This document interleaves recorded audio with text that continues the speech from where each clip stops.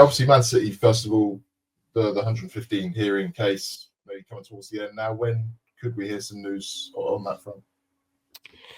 Well, I think we were due for it to be a 10-week hearing, which would actually have had it finished this week. But I'm slightly surprised that if it has finished this week, that we haven't had any press saying, officially kind of saying it has finished and they're aware that it's finished. But if it has run to 10 weeks, it's likely that the decision is going to take some time to come out. So if we're at the middle of November now, with Christmas and New Year only a month away, I think it's very likely that we're going to need at least 3 months for the judgment to come out, and probably longer, to be honest.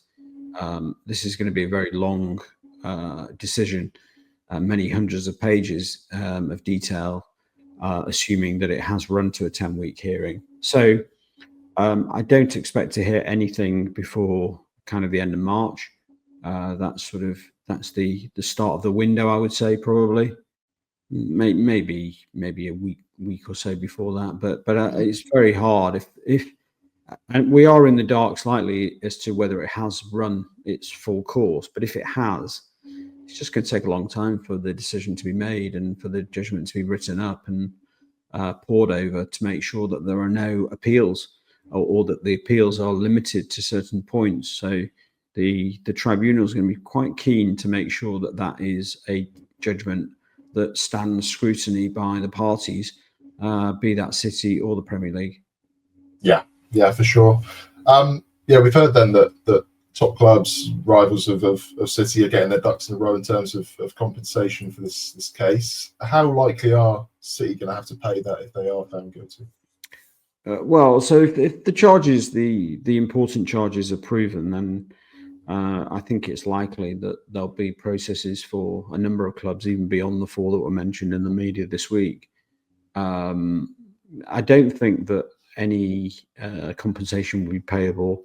For example, if City were only found to have not cooperated with the Premier League, that would be a different situation. That would not be something that would lead to compensation claims from other clubs, because there would be no indication that would have given any other clubs a loss, or City, conversely, a sporting advantage. So I think this is really focused upon whether City, whether those substantive charges are proven against City, and if they are, then I think there'll be a process where numerous clubs try and make out a case, and that will all be under the Premier League's rules and processes, and each of them will have their own version of what losses have occurred over the period, depending on what the decision says.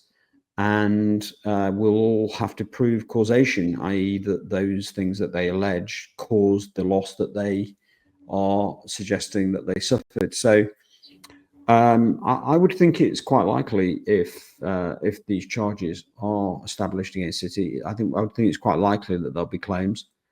And I think it's going to take a very long time to resolve. I think it's a deeply complicated issue, because every club has their own version of what happened on the back of any breaches by City. But until we see a decision, it's very hard to be too prescriptive about what that might look like, because we just don't know what's proven against City, if anything. Yeah, for sure. Obviously, Premier League has their way. They have their processes for claiming compensation without having to go down the legal route per se. I mean, is there any way European clubs could come in and ask for compensation? Well, theoretically, I guess there is potential for parties outside of Premier League clubs to say that they have some kind of claim. I mean, causation is always going to be the issue that these parties have. But yeah, I don't think if let's say City obviously strenuously deny that this is the case, but let's say everything was proven against City, then I think that there's all sorts of potential things that might happen, and all sorts of creative lawyers that might want to have a go at something. And I wouldn't rule anything out. But it's all predicated, of course, on the substantive charges being proven against City, and we'll have to see about that. I think that would not be a straightforward thing for the Premier League to establish. But if they do, then I think lawyers generally will try and think of ways in which they can make claims. Yeah, for sure. Yeah, just finally on City then, Brazil national team making a major play apparently to approach Guardiola, but in public they of course said they haven't. I mean, is that going to be a concern for City at this point with this contract?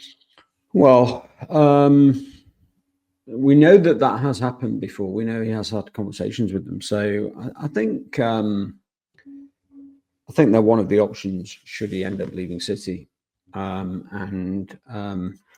Clearly being out of contract will make things easier, and there'll be no compensation payable.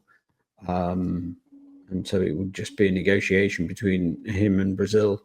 I think it's slightly surprising that we haven't heard during this international break. We've obviously got a week left, but this would be the time when you would expect Guardiola to, if he was going to stay at City, I think this would be the week that you would expect it to happen. So we'll have to see. But he definitely has spoken to Brazil. So we know that is a possible option after City. The question is whether it'll be now or at some other point in the future.